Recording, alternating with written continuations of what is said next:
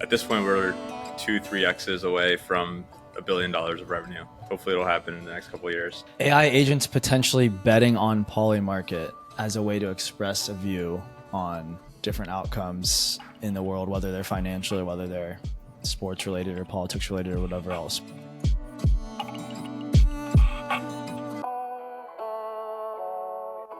Cool. All right. Well, happy to kick it off, guys. We're here today to celebrate the annual State of DePIN report that came out a couple of days ago. It's always for me an honor to work on it with Messari and to sort of just like take a step back in December and reflect on all the progress the DePIN space has made over the past year, and just like take as a point in time timestamp. It's crazy the amount that the space has learned and the amount of new people that are contributing. So yeah, guys, thanks for coming on and for being part of State of DePIN again. Happy to be on. Excited. All right, so we have the way we figured we're going to run this is to have a couple of key takeaways from the space as I was working on it over these past few months or over the past month.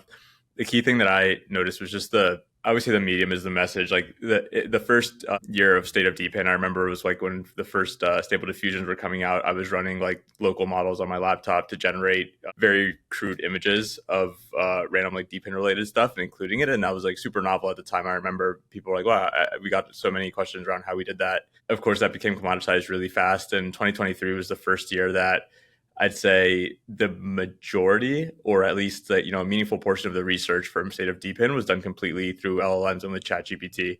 That was at the point where you had real-time research capabilities for LLMs and not like the 2020 cutoff or whatever we had in 2022. And so it was a completely, for me, just like the density of information and research that you're able to get done a single person in a month with these AI-related tools is crazy. And this year, we're going to train an agent to answer questions on Twitter with State of DePIN, and so we're diving deeper into just how we integrate AI into these reports. And I think maybe 2025 or 2026 will be the first year that we have a fully autonomous written State of DePIN. I can at that point maybe I'm out of a job, but I'll be interested to read it for sure. Yeah. That'll be cool to see. Sal and Dylan, like roughly how many man hours would you say total? Is probably like 30 to 40 to put the report out there. And if you could save even half of that, it'd be a lot of time back. Yeah, I'd say it's more than that. I mean, I'd say it's like multiple weeks of my time, and I work like triple digit hours per week. The triple shift at EV3 Ventures. Nice. Can't take the golden out of the boy. So yeah.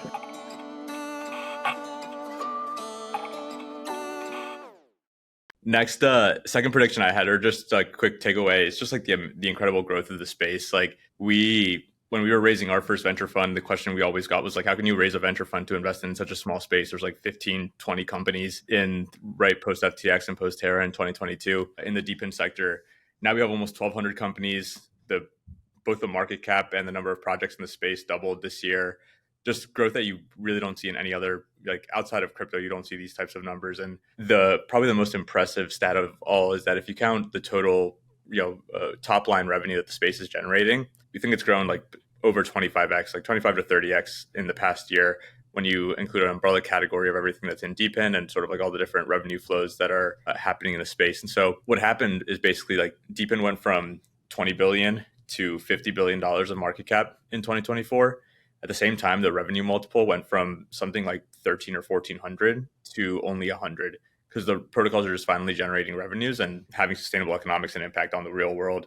So I think this like last cycle trope of like, yeah, DePIN is never, can't generate revenues is completely invalidated. Now, like the market and the entire space knows that that's not true. That's one of the main like things I've been saying on Twitter. Probably my DePIN saying, if Dylan's is DePIN is the frontier, which I'm mad that he came up with that because I love it, then yeah, like saying DePINs have no revenue is so last cycle is probably mine, because I'm glad that those people have been proven wrong, and we've seen a lot of DePINs with real revenues on chain this cycle. Yeah, I think in the report we talk about like 2023 is really building out the supply side, and now 2024 really seeing that demand side that you talked about and real revenues being generated. Why do you think it all kind of happened at once in 2024? I think that part of it is like reflexivity, just like in crypto, when you raise capital, you can use that to create revenues, and the revenues are valued really highly, and that creates more value that you can use to create more growth and more revenues. And so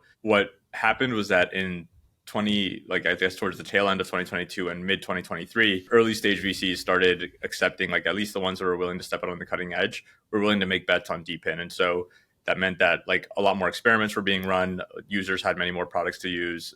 There was a lot more growth. There was just more attention on the space in general. And that ultimately led to this reflexive flywheel of like token price growth and usage growth and supply side growth. And so I think these things, like these reflexivity cycles, tend to last a lot longer than you'd expect them to. And for us, when we look at DePIN being like, a small fraction, like less than 0.1% of some of these end markets, we think it could go on for decades. And hopefully we have to do like a state of DePIN 2035 and 6 and 37. And even in addition to kind of like the fundraising cycle and the reflexivity you just mentioned, Sal, I feel like it's also a timing thing of just like, it takes a while to build a network that can actually service demand. Right? You got to launch the project, to deal with all the regulatory legal stuff, probably launch the token to get to 1, 5, 10,000 nodes, however many, kind of it takes to serve demand for your DePIN. And then a lot of times also build products on top of the network. Like Hive Mappers had to do a lot of kind of like data cleaning, data curation, training on top of their data, even make it like useful to end consumers. And so I think all that stuff probably does take 3 or 4 years. And if we think about a lot of these DePINs launching in 2020, 2021, when DePIN was first becoming a thing, and then also got a lot of kind of hype in 21, probably just takes 3 or 4 years for these things to mature. Makes sense. I think also be useful to know what sectors this revenue is coming from on the demand side primarily. So is it more AI and compute, or is it on the wireless side, and so on? Some more light on that would be great. Yeah, it's primarily compute and mainly agent. So by far the biggest revenue generating protocol was Virtuals this year. It's a launchpad for agents that in December did like $27 or $28 million of fees to the protocol, as well as benefiting from being the like paired liquidity pair for on-chain liquidity for all of the agents, because you have to go into Virtuals to trade any agent in their ecosystem. And so they were the bulk of, I think like $350-ish million of annualized revenue, take the December numbers. The rest of the space, compute has tended to be the biggest by far. Like there's multiple compute DePINs that are generating like almost 10 million or above $10 million of annualized revenues. Sensors grew a lot, but from a very small base this year. Wireless grew a lot, but from a very small base this year, and the multiples on those two sectors are very high. I'd say this is the year where we start to see more. Historically, compute has been the most mature sector and has been 90% of DePIN revenues. This year's wireless and sensors are starting to actually break out, and also energy, which takes very few users to generate a huge amount of revenues. Is we finally have like multiple energy protocols that are going to be generating revenues on chain in 2025. So I expect that compute continues to grow really quickly, but actually loses market share relative to all the other newer, younger experiments that we're seeing. Yeah, largely agree. I think 2025 will see more diversification where that revenue comes from. And I think I'm super excited about energy in particular. I think we saw a ton of really strong protocols emerge in 2024, and they're all going to be launching tokens as well as really going to market this year. And I think we're going to see proliferation growth there. Wireless as well. Helium, 120K mobile subscribers, 350K plus on average the end of year of offload subscribers. And I think that's really just the foundation. We're going to see explosive growth. So I think this is really the year where we're going to see massive revenue growth. What's your prediction, Dylan? I think, if we exclude AI, compute, and like virtuals, I think we'll probably surpass 150, maybe up to like the 250 million range between all these other sectors. And that could be a vast underestimation. I could see something like Glow pulling in $1 billion out of nowhere, just the way it functions in terms of bringing in revenue on the demand side. But yeah, I think I'd set the floor at 150 million, and sky's the limit. Connor, how about you? And we're at how much were we at in 2024 X AI virtuals? And about whatever 50 to 70 million. Yeah, I think 150 to 200 million is a good assumption then, especially if we think about these large DePINs that are should hopefully be launching in 25, like Dawn and not Glow, but Daylight. I mean, they already have, like, some of the Web 2 kind of companies associated with those projects already have 7 to 8 figures of ARR. So I think the demand is there. It'll just be a question of going out and getting it. Yeah. At this point, we're 2-3 X's away from $1 billion of revenue. hopefully it'll happen in the next couple of years. The last key takeaway that I really had for the DePIN space in this year, thanks to a couple of entrepreneurs who really changed my mind on it, was just describing sensor networks as the eyes and ears of AI. It became clear that AI is going to have this like voracious appetite for all kinds of data to understand the world around it. And the analogy that I've used to try to understand it is basically like, how do human bodies function after hundreds of thousands of years of evolution? And it turns out that visual data is, but like 80% of the information that your brain is processing to understand the world around it is based on visual data. I think machines will be the same way. And I think that we're going to see very, very deep integration between camera and other types of sensor networks and the spatial intelligence networks that are basically trying to help localize machines and help them interact with the real world, and also the compute layer, because these things are super compute intensive.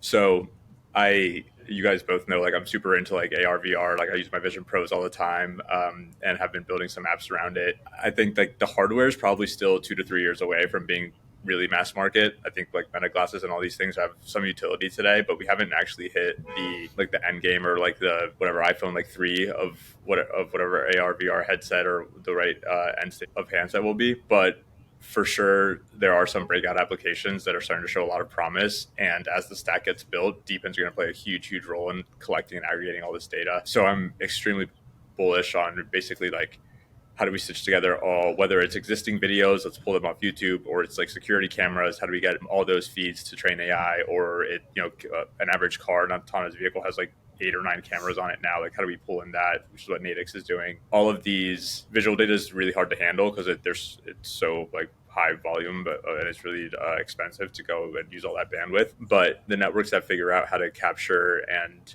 store and process it in an economic way are going to have this really unique asset that's going to be needed by every single AI that wants to interact with the real world. And I think that's a really, really valuable place to be. So I think it's something that the market will see this year. And there's not that many entrepreneurs working on it, but there are a couple of really impressive ones that I think people will come to see as thought leaders in DePIN. Yeah, I think that's a great point. Like, when we think about AI, a lot of the bottleneck is data and information online. And for AI to kind of expand into the real world, also with like robots being built, real world AI agents kind of running through these machines, we just need tons and tons of real world data. And I think DePIN's by far the best way to incentivize gathering all of that data together in the most economically efficient way, as well as just launching these networks in the fastest way possible. Like, I really can't see a centralized company being able to launch a global camera network or sensor network in the same way that a DePIN can. So I think, it might be likely that real world AI is trained on DePIN sensors and machines. And that is a massive opportunity that I think very, very few people are talking about and looking at. It's probably one of the best spaces to start paying attention to in 2025. One bonus one that I take a lot of inspiration from a TradFi fund called Co2 that does an annual conference called East Meets West. It's really popular, and the founder, Phil Lafon, does this presentation, and in the one this year, he had this chart around basically returns in the liquid markets. Like, although NVIDIA and other was basically one of the best performing stocks he does this mid-year, so it was like halfway through the year at that point in June 2024. Actually, like, there were several utilities and also like wireless data center equipment providers that had done equally as well. And so what you saw was like the equity markets saw the demand for AI, and they looked through it to the demand for the underlying commodities in wireless and energy, and they bid those up to almost the same level. We haven't seen that in DePIN yet. I think what the nature of crypto markets is so attention focused rather than cash flow focused, that even though the cash flows of AI will end up in the hands of DePINs because they'll need to source data and compute and all these other resources, the attention may not. And so what we saw was like AI coins just take all the attention and also the market cap. And when you compare the performance of the top AI agents or virtuals platform, or even like GeekWorks in 2024 versus wireless and energy DePINs, the difference is extremely stark, because one of those far outperformed Bitcoin and the latter category underperformed it, compared to in equity markets where this wasn't true. So, of course, we're biased, but I think there's going to be this re-rating as the crypto markets come to understand, like, eventually flows drive everything. And these agents are going to have to use either their own currency or their treasuries or something else to buy compute and bandwidth and data for themselves to keep getting smarter and compete in their own domains. And so, DPINs are going to be the currencies that they want to own is like the bet. And it didn't play out in the short-term prices in the latter half of 2024, but I think for 2025 it will. Yeah, I think the potential is there.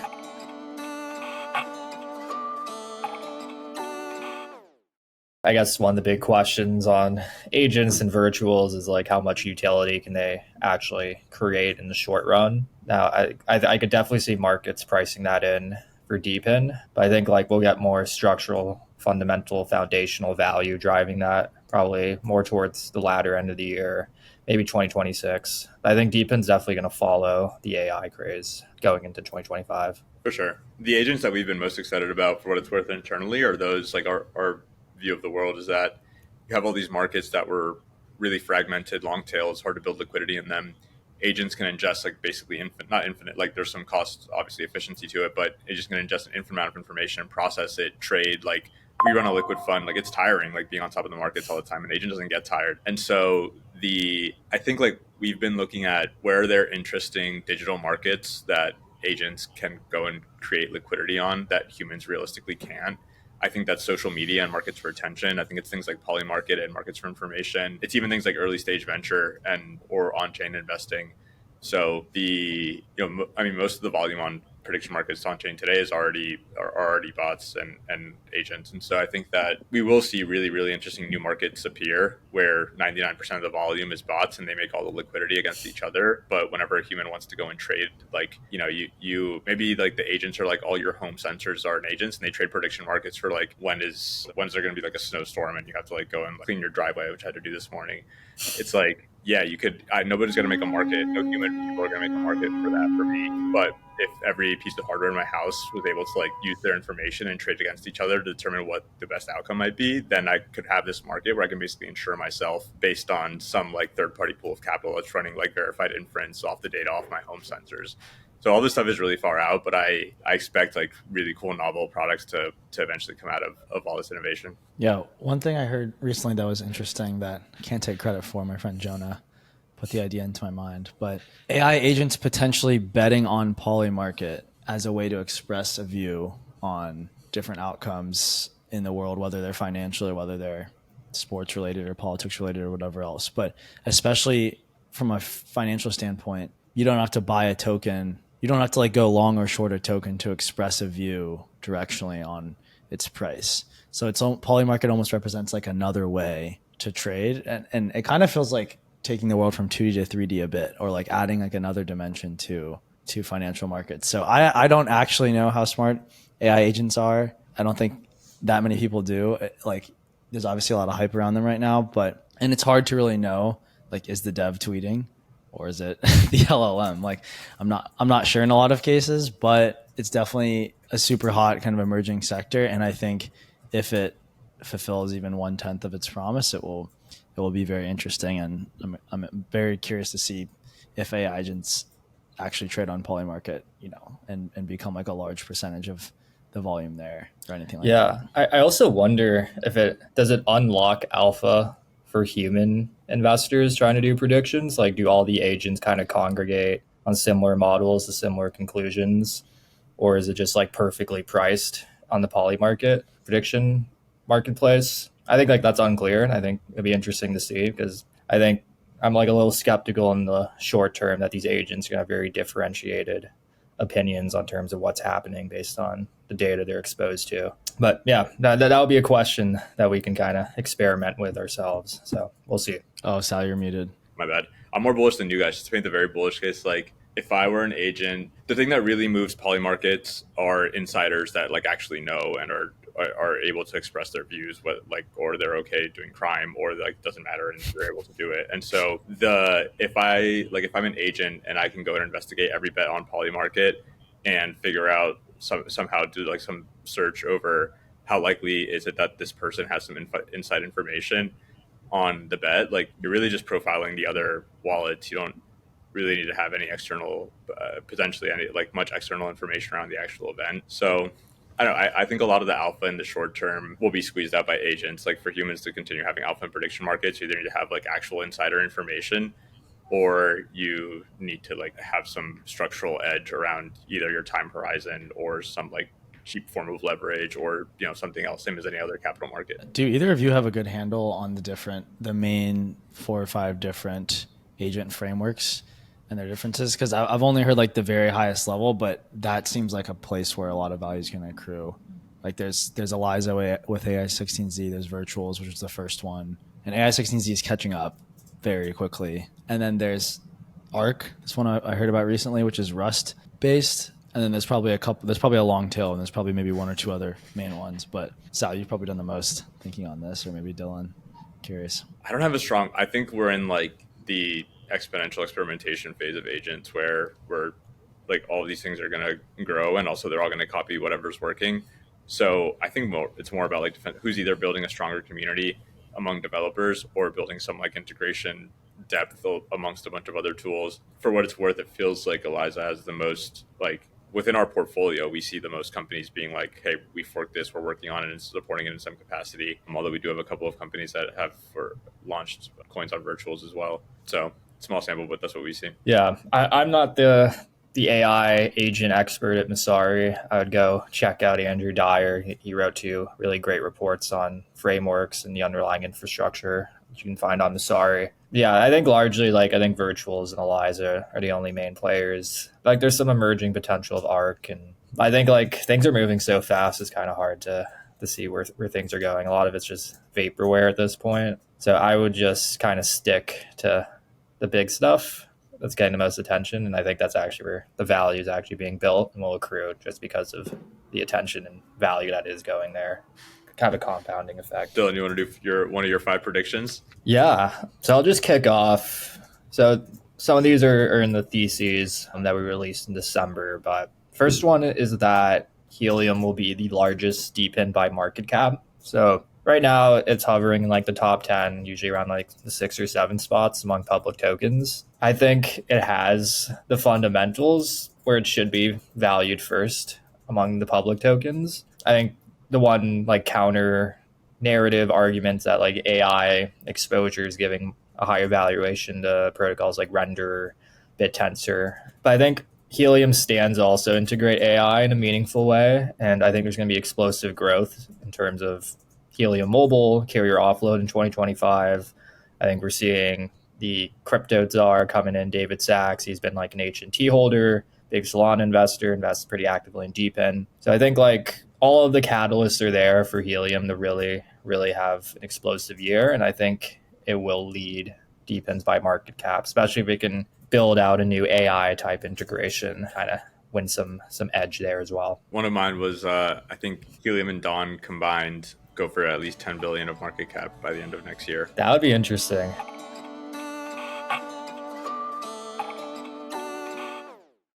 I think he wrote there might be some kind of partnership maybe between Helium and Dawn, some kind of integration. How do you see that happening? I don't know about any partnership, but I what I predict is that people need connectivity when they're in their home or office and when they're on the move.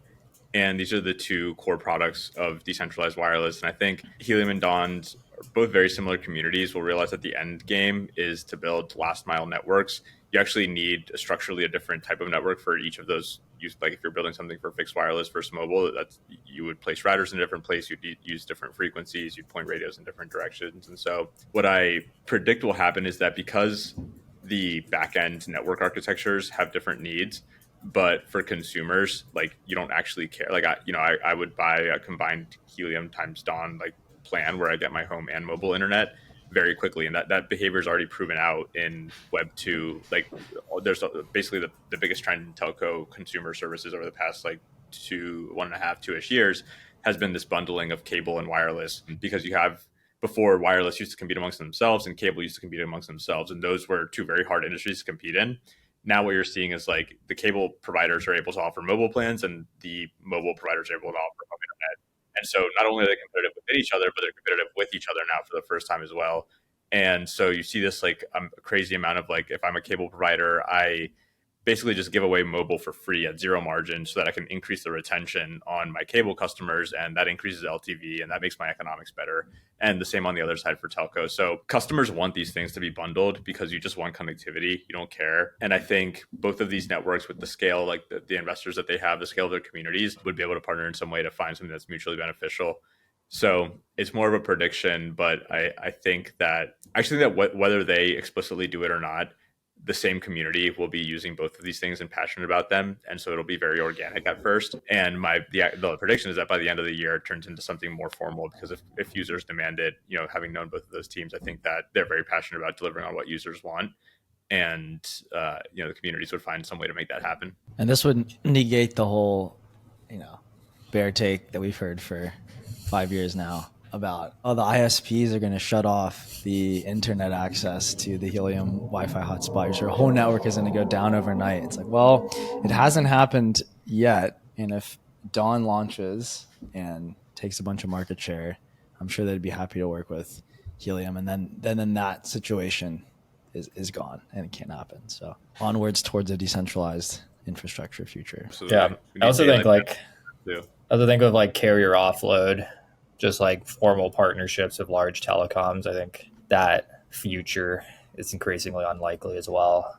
I also thought interesting, beyond the Earth, Spacecoin launching in the space, doing more Starlink type service. Do we see potential there in 2025 or beyond? I think we're probably still a bit ways away from DePIN being able to serve, just from getting the density. Like, you need minimum density basically to be able to have a viable service, and I don't know that DePIN is there today. I am excited about, I don't know if you know or have heard of a network called SkyMapper, but there's the if you bought a consumer telescope and you've spent a lot of money on it, or anyone who's an astronomy nerd, they probably own a unistellar telescope. It's this guy Frank, who he's director of citizen science at SETI. He lives in San Francisco now. SETI was, they used to have this telescope in Puerto Rico and a few others where they would scan for signs of extraterrestrial intelligence. But this guy Frank is an absolute genius at astronomy. He's researched a bunch of or discovered a bunch of different ways around how to measure different asteroid patterns and things. And he created this program for citizen science at SETI, where he built a unistellar telescope company, sold 10,000 units, and people can opt in to basically whenever they detect some sort of an anomaly, space anomaly, or an asteroid passing by or whatever, they report it. There's going to be a DePIN-ified version of this coming soon that I'm really excited about, because there's something captivating about being able to collaborate. It's originally what got me into crypto or decentralization, honestly, is there's something captivating about being able to work together with anyone human to work against or to find something extraterrestrial. And I think that'll captivate a really passionate community. And the telescopes are fucking sick. They're really super well done and are all software controlled. You can add edge compute to them. There's a real network to be built around consumer telescopes, in my opinion. That sounds amazing. I think we're also going to see a lot of really cool DePINs just emerge in 2025 that no one's thought about. I think the ideas, the underlying concepts have spread enough where we're just going to see an explosion in activity, and excited to see what people cook up, especially within the crypto community. EV3 is going to buy you a 3D printer, Dylan, so you can join 3DOS, print stuff out for us. Okay, sounds good.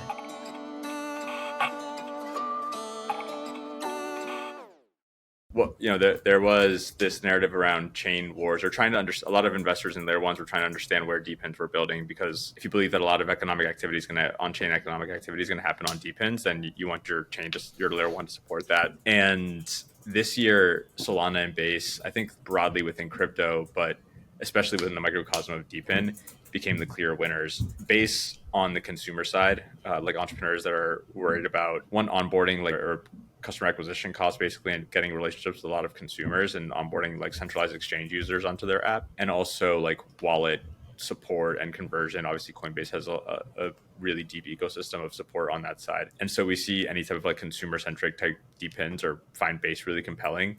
Solana's been obviously winning in the network infrastructure side. So CDNs, GPU networks, bandwidth networks, things where, the meme of increased bandwidth and reduced latency matters a lot for network performance. Those entrepreneurs have tended to find a home in the Solana ecosystem. But my real prediction, falsifiable prediction, is that I think the liquidity benefits of being on one of the general purpose chains is too great. And I would not describe Peak or IOTEX or Minima as layer ones, actually, although that's the view the market has for them. I don't think people are buying block space from them. I think people are buying like enterprise support or community or affiliation or maybe some liquidity, though not really today. But you're not paying to access state on those blockchains, or like I don't see developers doing that. And so I think that the biggest liquidity pool, DePIN token liquidity pool on Base and Solana individually will beat all the liquidity combined on Peak and IOTEX together, because the network effects will just continue to be too great. And having like Base ETH or Base Solana as collateral against these things will just be too much of a draw for on-chain capital as the bull market continues. Yeah, I think so. Like, kind of on your prediction, one of mine was that a major competitor is going to emerge to Solana in terms of like the DePIN chain. I think it's pretty clear that Solana is the leader. Ending 2024 migrations of Solana, we saw tons of protocols natively built there. And I think like the major potential rivals are Base, like you mentioned, and then Peak, IOTEX. I'd say probably one of those three. And Base like ended the year pretty well. I think, we saw the demo migration from Polygon announced. I think they're definitely winning on like more consumer social focused use cases and DePIN adjacent use cases. So I think Base, we had like a big report about Base DeFi flipping Solana DeFi. I think the same thing can happen in DePIN. I think those are kind of the two chains that are really emerging is like where to build like a consumer, like real fundamental product in crypto. Now, like Peak IOTEX, I think I agree, like they might not be the number one place to buy block space. So if like purely L1, maybe not. But I do think like the integrations that they offer is enough that they have a serious viability to be like a cross-chain thing between Base and Solana, where like you're using like Peak ID or IOTEX's modules in very specific ways and with enough interoperability, underlying layer 0, whatever type connections. I think like that's probably more the end game for DePINs. So yeah, and maybe like Peak IOTEX just build an ecosystem with enough tailored support where like they can somewhat compete within some certain verticals. I could also see that, but I don't think the data suggests that at this point. And I think they're still very early stage. Like Peak TG'd in November, IOTEX 2.0 launched in like June. So they're still building it out, and I think we should give them time to make their vision a reality. So do you think the end state is something like what Natix does today, meaning like the token trades on Solana, but they have integrations with Peak on the identity side and other pieces of the infrastructure? I would say that's where it seems like things are heading. I wouldn't like fully commit to that vision. Like, I think if you look at Hyperliquid doing accomplishing very specific goals in terms of trading and being like I guess a DEX, depending on how you think about it. I think there is like potential in being very tailored for certain use cases. So I think that's the other path. But like you said, I think a Natix type thing is where it seems like things are heading. Yeah, especially with the conversation we had earlier today with Sandeep from Polygon. I had heard about the ag layer before and never really like dove that much into it, but the way he explained it in terms of like he sees this future of 100,000 to 1 million kind of app chains, like any application that gets a large amount of users is going to want their own chain to kind of like accrue their own value to. So that's why he kind of like pivoted Polygon from this. I mean, they had a POS chain, then they had a ZK EVM chain. Now he's like, the main product is the ag layer. Like we're going to just play into this future of all these different chains and aggregate, I guess, like state and financial value and everything else between them. And we didn't get a chance to dive into like how that's going to accrue value specifically, but I'm sure he has a plan for that. While you guys were talking, I just looked quickly on DeFi Llama, like quick and dirty. Render's like one of the largest DePINs. The largest DEX pool is like $4 or $5 million of liquidity. And IOTEX on DeFi Llama, looking at just DEXs, is like probably 14, 15 million of liquidity just on the DEXs that are on the chain. So it's like a 2 to 3x, closer to 3x that I guess like render pool would need to do in 2025 and IOTEX would need to stay the same. So it'll really just come down to like, can IOTEX and Peak either launch kind of new homegrown projects that end up having relatively high market caps that can contribute to TVL on their DEXs, or can they do some more of the same that they've done recently, which is like bridge tokens over from other chains and provide yield farming and other mechanisms to incentivize that and then get liquidity that way. But it's looking like, yeah, roughly a 2 closer to 3x for your prediction to be I think right. that So number definitely in the counts, realm though. of possibility. Like, I think that counts IOTEX and wrapped IOTEX liquidity, and also like stable, like IOTEX to stablecoin liquidity on the chain. Like, I think if you take just the liquidity that's paired against DePIN projects, it's probably not true already. It's probably like roughly equal today. I haven't done the math, but that's my guess. Yeah. Like the top 5 or 10 I mean, pools are probably all just like USDC IOTEX. I think so. Right? Yeah. I mean, definitely. So that's liquidity that if you have a DePIN token that is paired against you. So I don't think that's equivalent to like a render Sol pool. Well, I mean, a render Sol pool is like paired against Sol, which is the native token on Solana. Right, but if I want to buy render, I can put Sol into it for a IOTEX USDC pool. If I want to buy a DePIN token, I can't. Like that. Oh, you're saying the equity token, yeah, but not IOTEX USDC. Yeah. Okay, well, maybe it's not a 2-3x. Then we'd have to really dig into the math. But I've spent a lot of time trying to get my hands on DePIN tokens on chain, so it's a personal pain point.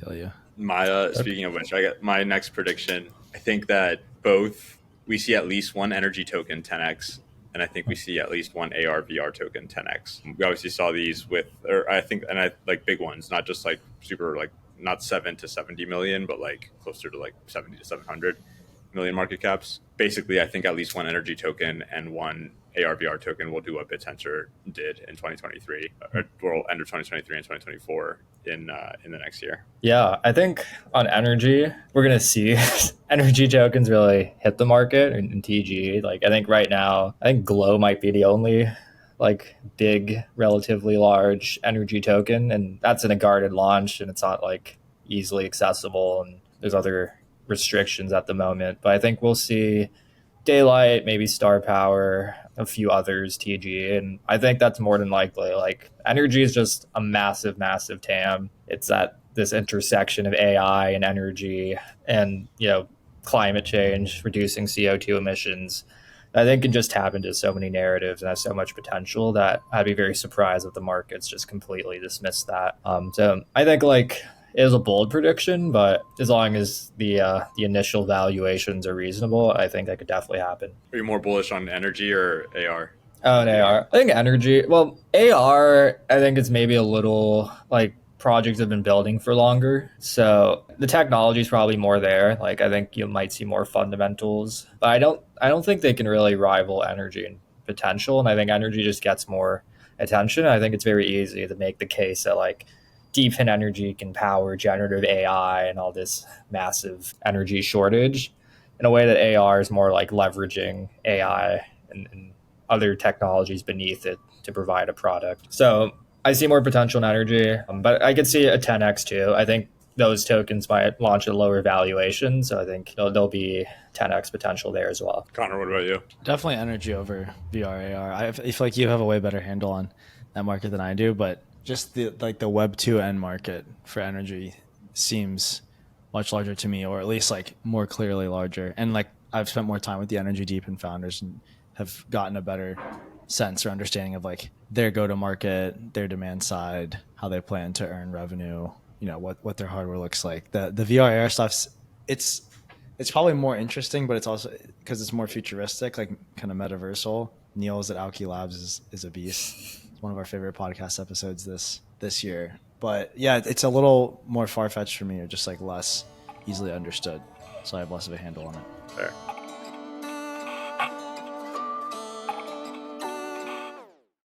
All right, my last, I have two more, but my last DePIN-centric one is that the same way that we saw in 2024, several dozens, maybe even 100 decentralized GPU networks launch, we will see the same thing happen for decentralized CDNs. I think it's becoming so clear that bandwidth is really valuable if you can use it to scrape data or to validate networks or to do whatever, that the same way in 2023, any entrepreneur who had a couple spare GPUs, you could launch a GPU marketplace, and suddenly you could turn one on 1 week, turn the next one on second week, turn the third one on third week, and all of a sudden you had 100% week over week growth 3 weeks in a row for a GPU marketplace, and you were worth $50 million. And so I think the same thing will happen with bandwidth networks, where it's I could, the really cynical, there will be people who go and you buy an old App Store app with 1 million users. You do this thing where you turn on half the user base onto your node network every other week. You go and raise money from VC DePIN, VCs who are getting into DePIN who don't know what they're looking at, and you show them these node growth and you say like, hey, we're going to scrape this data, we're going to participate in validator networks, we're going to sell speed test data to telcos and have an enterprise business as well. It is the same way GPU networks are a very, very like intelligible story to the traditional like technology investor audience. CDNs will be the same way in my opinion. And the barriers to launching them are equally as low, if not lower. So I think we're going to see similar GPUs, a couple networks that really scale and have a lot of revenues and get huge market caps and attract a lot of momentum and attention. And then a long, long tail of projects that fails to really like pick up steam. But we'll see this like speculative hype cycle where a ton of them get funded. Yeah, I think CDNs are like among like the highest potential networks that I'm excited about in 2025. I think we're seeing really strong founders taking some pretty bold, innovative approaches. And, I've heard some pretty high profile partnerships in the mix. I've heard, pretty good things in terms of progress. I've also heard a lot of pushback in terms of technical feasibility. But I think the underlying principle makes sense, like use DePIN to get as close as possible to wherever the content needs to be delivered and reduce latency basically through that. And I think the downstream use cases and way to monetize it, like there's a lot of potential there as well. So I think CDNs you definitely see explosive growth. I don't know if it'll be at the same level as like compute because there's less of a direct AI connection, but I think there might be more fundamentals based reason to be excited about these. I don't know if Connor has thoughts, but if not, my last prediction, I think we're going to see a major government initiative or partnership or some kind of getting involved with DePIN. Last year saw U.S. Department of Agriculture partner with GeoNet. I think there's a lot of issues that the U.S. government's concerned about, like expanding high-speed internet, 5G coverage, accelerating clean energy transition, or at least finding new ways to upgrade the grid and make it more adaptable to current energy situations and the infrastructure we need. I think DePIN's kind of a clear way that they can start doing that. And now that we have some very favorable people to crypto coming into the government and the White House, I think we could definitely see that. Again, I think David Sachs, again, is a DePIN investor, and I think we could see some sort of DePIN initiative. I don't know what that will be, but I think we'll see it. And I think Sal also had some kind of prediction about more on the local election side. Yeah, I think it'll be more grassroots, but I think we're going to see more of, we saw a couple examples last year of just local politicians partnering with DePINs to give away free connectivity or free energy or free infrastructure to their communities and using it to win elections. It's really a win-win on both sides. If DePINs can go somewhere and say, okay, basically guarantee us, or we have strong guarantees around getting this user base, politicians get to help move the needle for their own personal election, and the local community gets to benefit from the benefits of DePIN. So there was an example in Mexico. There's some examples in Africa. I think we'll start to see it also in the U.S. on the local election level, but particularly internationally, where in emerging markets where there's a greater need for DePIN solutions. It's the same pressures that lead local governments to like cater to crypto people, lower taxes, even like central banks to buy Bitcoin. Like the barrier to entry to doing a DePIN partnership is so much lower because you're actually providing value to your community, and oftentimes DePINs are willing to like subsidize growth in the early days for you. That it's honestly a perfect match. Like I hope to see a lot more of DePIN winning elections for people. Yeah. Last thing on that note is last night I was looking at the Helium Explorer in Miami to try to hunt for a few more 100x hexes because mine have all run out. And there's not that many left, but the Miami airport must have 50 or 60. And so, I mean, it would be a substantial amount of revenue if you could get deployed there. And then I was thinking like, we could even you'd basically be like setting up airport Wi-Fi, which would be very widely used for free. And it kind of seemed like a win-win-win, like the Miami airport Helium and the people deploying the equipment. So I messaged Frank at Helium about it. And I think I just got ahead of myself because he was basically like, well, they already have Boingo or some other like Wi-Fi provider, obviously. Like I should have thought of that. I've been to the Miami airport a million times. So then that kind of kills the incentive for the airport to want to have Wi-Fi there.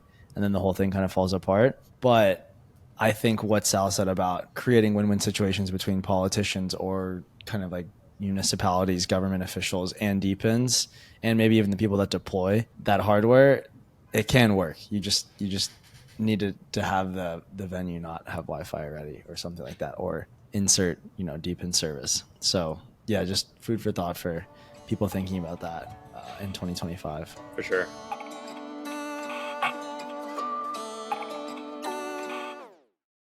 And then I hope 2025 is the year of DePIN winning elections, and 2026 is the year of DePIN staging coups or helping people overthrow dictators. Yeah, I think actually one point I really liked you included in State of DePIN was DePIN's how most of the world's going to onboard onto crypto. So you got pointed out that probably primarily in the West, most people could get in through buying crypto. DePIN, you can earn it. Be great if you could like share more of your thoughts on that and kind of how DePIN expands more globally and provides an avenue of wealth creation and participation in crypto. Yeah, the really high level way I think about it is that assets have a monetary premium because they have really wide distribution, and all of the innovation in crypto was about, how do we effectively distribute coins really widely. Proof of work turned out to be like a really good mechanism for it, and then proof of stake turned out to be a maybe slightly less good way of distributing things in the early days, but much better in later stage and much more efficient. The thing about wealth is that it's extremely like not equally distributed across the world, and so you have very tiny crypto community globally relative to the amount of people in the world who are able to engage in like buying these, and like of course once you're in the space, like you get like $20,000 airdrops, and like it's easy, like once you're in the game to find more capital and like be involved. But for most people that don't have the starting capital, just from a first principles basis, ask yourself, well, we have wealth is really unevenly distributed.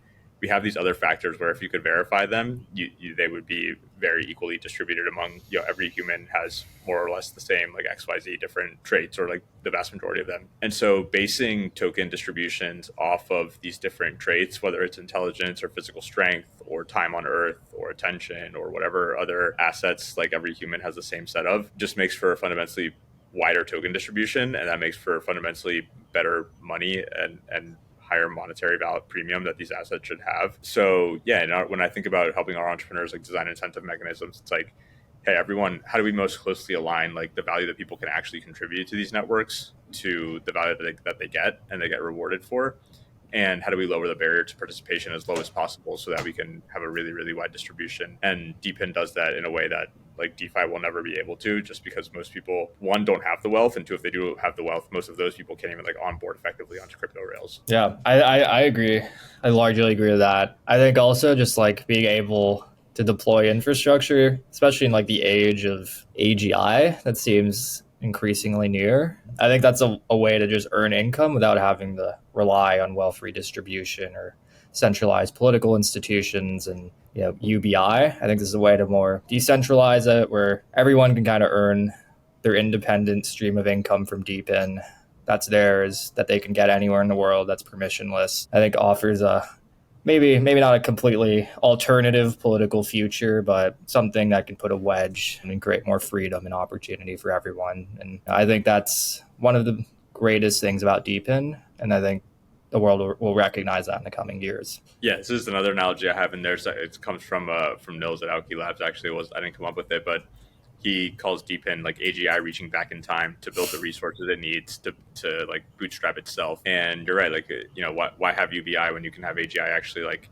not everyone should have basic income. You can still like partition wealth according to like the value people contribute. We just have to find a way to do this in an autonomous way, and the way that that's going to happen is through these increasingly sophisticated artificial intelligences, like posting their requests, their intents, what they need on chain through DePIN protocols, and humans going and fulfilling those wherever they need some real world physical thing to happen. Mm-hmm. Yeah, Connor. Yeah, any last thoughts on that? No, I think still bullish DePIN in 2025. It's been a hard like year 3 of the cycle to have all of the meme coins and then AI coins just ripping our faces for those of us that like kind of the more traditional physical hardware DePINs. But I think there's still definitely time, and also there's still definitely fundamental growth on like the revenue kind of important key metrics and KPI side for a lot of the big DePINs that still back holding like Helium and others. So yeah, still excited for 2025, and I think just to continue to learn more about all the AI agent stuff too. There's just a lot of interesting things going on there. So I'll have to check out the Messari analyst report about that. Cool. Thanks, guys. Thank you.